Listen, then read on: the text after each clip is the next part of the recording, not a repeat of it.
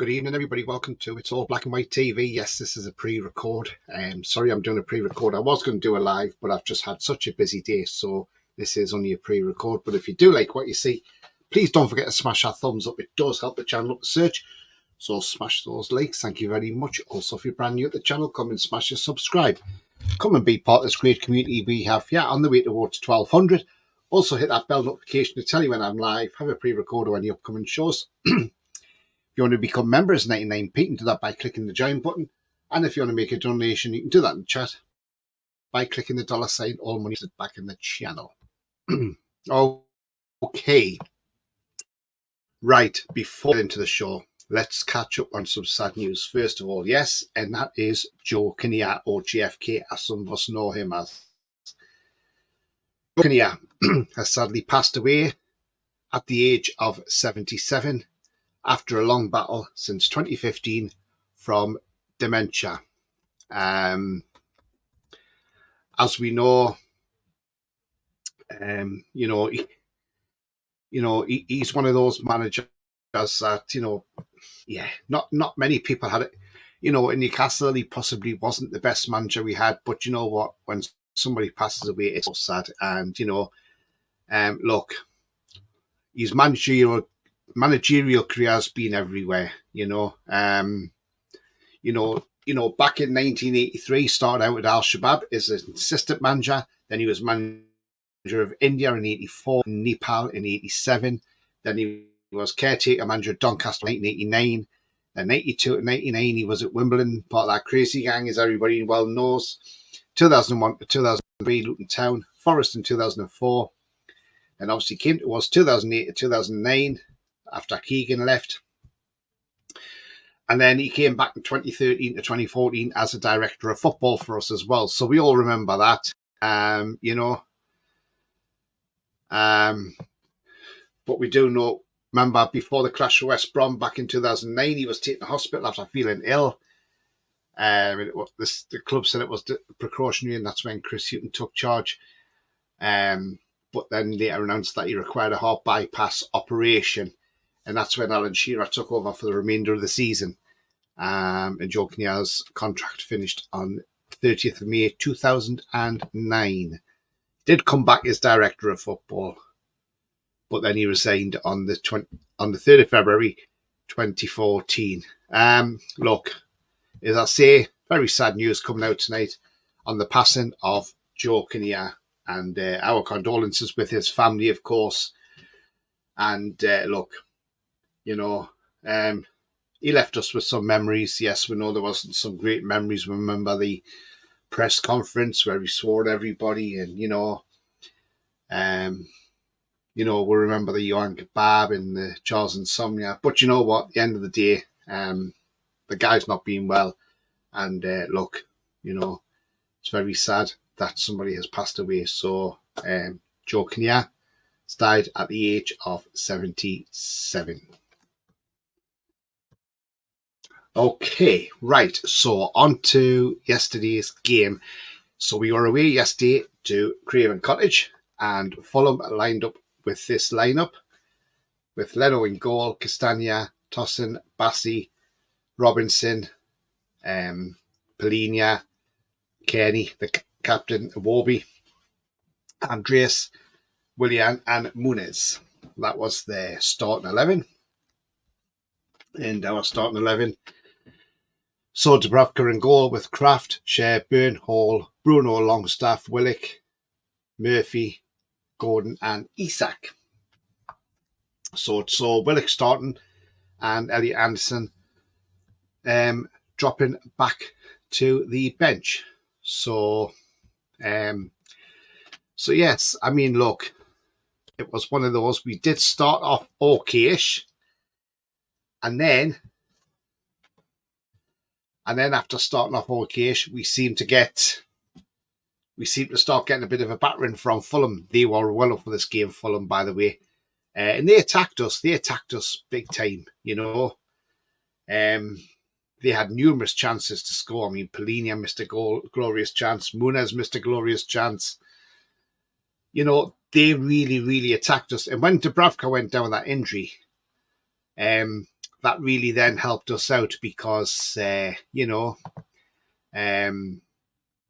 that, when that break happened, Eddie Howe had a bit of it, looked a bit angry towards the team and gave the team a very good ticking off, to be honest with you. And let's be honest, the team needed that because we weren't playing well. We were in absolute shambles. We were in absolute shambles, and we just didn't look focused. We just didn't look up for the game. It looked like Fulham wanted it more than what we wanted it. We could have so easily been 2 or 3 down in no time. And, and you would have said Fulham deserved it because they were the better team, After that ticking off from Eddie Howe, we seemed to pick up a bit. And we did seem to get back into the game and start the pressing. But then it got to half time, and let's be honest, it was 0-0. Obviously, we saw Willock going off in that first half and being replaced by Elliot Anderson. Looks like Willock's got another injury again, which isn't great because, it's not something we want to see. We've had our fair share of injuries this season, but we'll be glad of this investigation because this investigation needs to come at the end of the season. We need to know what the hell is going on. Is it Eddie's training methods that's causing a lot of these injuries? Is it the medical team as well? Is it both? Is it Eddie wanting these players just to play and he's going against advice of the medical team? Who knows? Nobody knows. That's the thing. So hopefully once the club do their investigation, they'll get to the bottom of where the problems actually lie and they'll sort this out in the summer. So, as I say, we don't know who's to blame for it. But look, second half starts. And yes, again, we go on at Fulham. We have chances against Fulham. They have chances. They make a triple substitution. And look, we know Mr. Baby Oil came on, Adama Traore. And his burst of pace started threatening us. When we left that gap, he was way through. Thankfully, it didn't come to anything. Harry Wilson put in a dangerous ball, but nobody got near that either. So Fulham did have chances. Then when we did finally break the deadlock, the ball, the cross came in from Gordon, went over Dan Burn, went to the back stick. There was Fabian Schär, puts it in at the near post. Obviously, Bernd Leno's going to be disappointed being beaten at his near post because as a goalkeeper, you shouldn't be beaten at your near post. You should have that covered. So Bernd Leno got beaten and we were like 1-0 up. But then we had that dreaded VAR check. Yes. So VAR. And who was on VAR, by the way? It was Jared Gillett. Yes, Jared Gillett. Now, Jared Gillett, the one who does not like Newcastle United at all. One of the worst refs in the Premier League. So he was on VAR duty. And he asked Sam Allison for the monitor and check the footage because he felt there was a foul on Bassey. Yes. So Shirley Bassey went down on the floor after a challenge from Dan Burn. Of course, it's not Shirley Bassey, by the way, but his surname is Bassey, but I called him Shirley Bassey because I just thought the way he went down, So anyway, as Sam Allison checks it, he comes back, makes his decision. He says no goal, and it's a free kick. So you're thinking, oh, this is it. We've got the goal. Probably did we deserve that goal at the time? Possibly not, because Fulham had played a lot better than us in the game. But then you'll take it all day long. As I've always said, I don't mind winning over league. And then Bruno puts a lovely through ball. It does come back out to Bruno, and as this ball comes back out from their defence to Bruno, he hits it sweet as a nut, straight past Leno, 1-0 a couple of minutes later, and we're buzzing. We are buzzing, Bruno's for us. He's got the goal and kisses the badge. Look, absolutely fantastic. Great goal from Bruno Guimaraes. Absolutely fantastic. And yes, we had to hang on a little bit because Fulham did attack. hung on till the end of the game, and we won a game. And we won again against Fulham for the third time this season. So we've won 3-2-1 with Fulham. Yes, because we won 3-0 at St James's Park when Raul Jimenez got red carded. We won 2-0 in the FA Cup. And we won 1-0 yesterday. So 3-2-1. So, all in all, on the reflection of that, did we deserve that win? If you want to look at the way we started this game, no, we didn't. We didn't deserve it.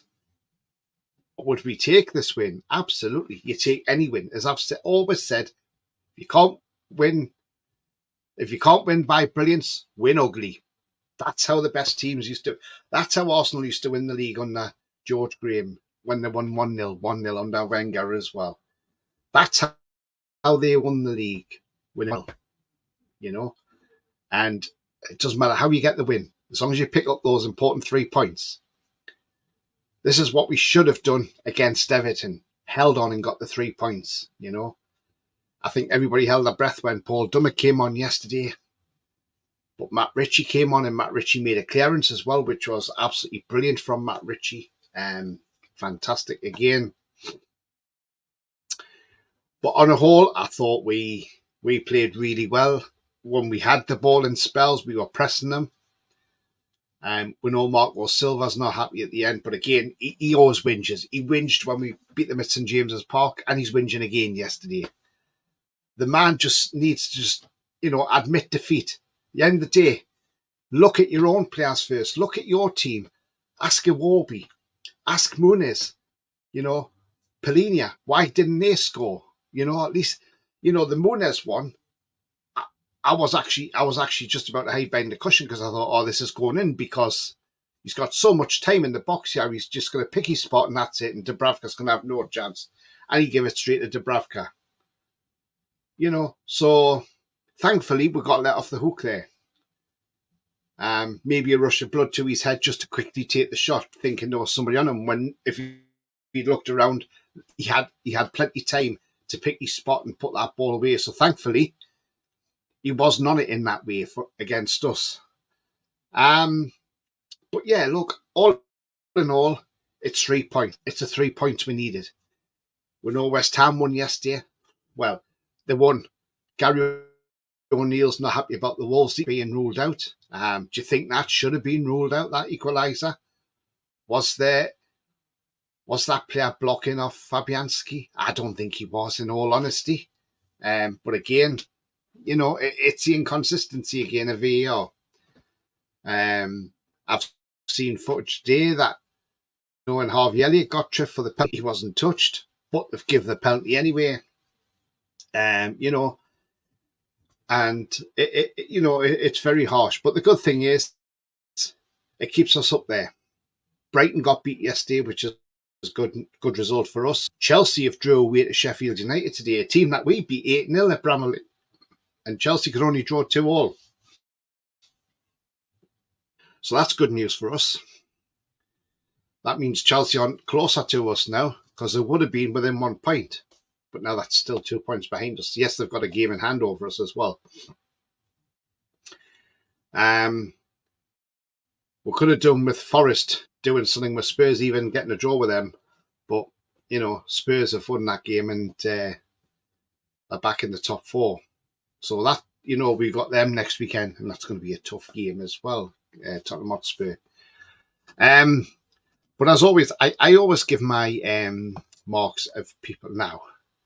Yesterday there was, I was trying to look for where the positives were, where I could see there was some players who done really well yesterday for us, And so for me, in third place for me yesterday, because I thought he played okay, to be fair, and I'm giving that to Lewis Hall. I thought he had a steady game yesterday. Yes, okay, he did get burnt out, I think, by Traore, but other than that, I thought he was quite sound. He passes the ball well, and look, whether this lad stays or not is another matter, because apparently Palace and Forest are still after him. So, you know, but Ben Jacobs seems to think he'll be ours anyway. But there again, they could actually come in. If they nip in before us, they could actually buy him, which I didn't realise. But I would have thought we would have first say over him anyway. But I think that probably depends if they've finished above us. So, like the Palace, if they finished above us, which I can't see them doing. So yeah, I thought third place, I'm giving to Lewis Hall. I thought he was great yesterday, and yeah. So for me, he gets third place. Second place for me is Fabian Schär. I thought Fabian Schär did really, really well yesterday.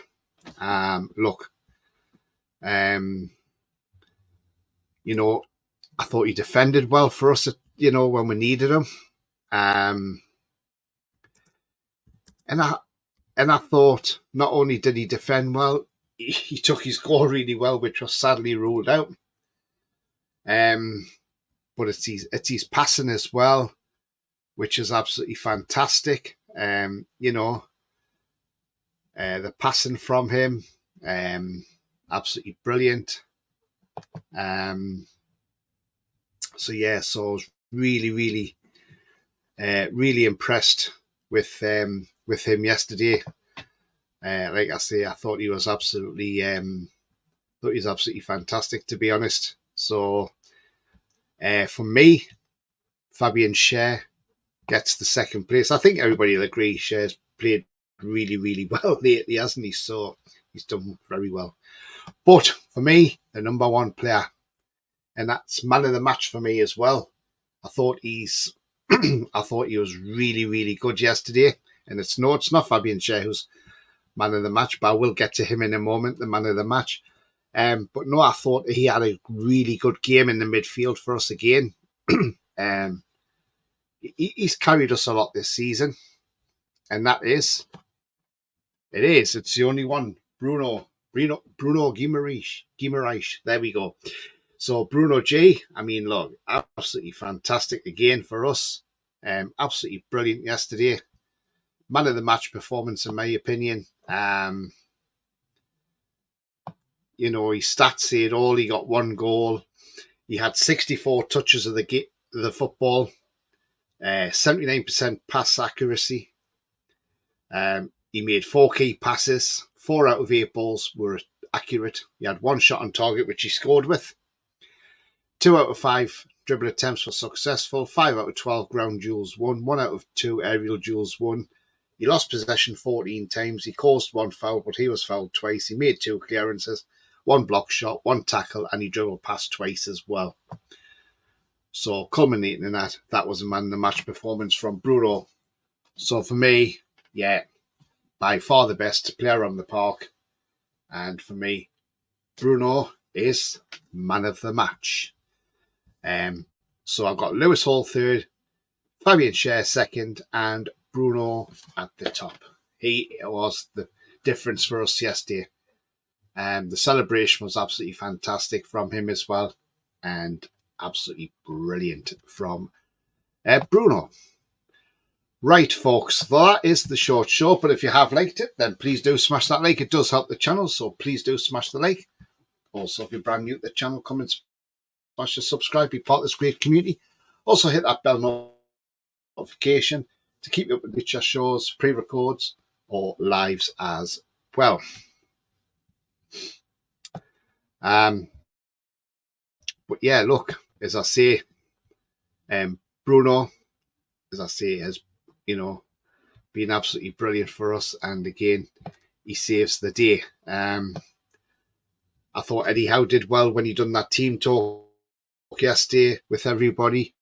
When Dubravka with an injury, you know, I thought he did really well. So it could have been totally different. And I think he had to have that rant as well. So, you know, it was much needed, let's be honest. But yeah. Right, what I'm going to do is I'm going to do Cock of the Week. Now, there's a lot of contenders for this week, isn't it? You know, for Cock of the Week. There's a fair few for that. But I have got one in. To be honest with you, I have got one contender which I think is possibly best candidate I can give you for this one. So, yep. So, Cock of the Week. So, you know, like I say, there's a there in my eyes, and you'll be coming up in a minute on your screen. There he is, Cock of the Week, and it is, yes, it is Fulham manager Marco Silva. You know, absolutely terrible. Again, having a whinge again yesterday.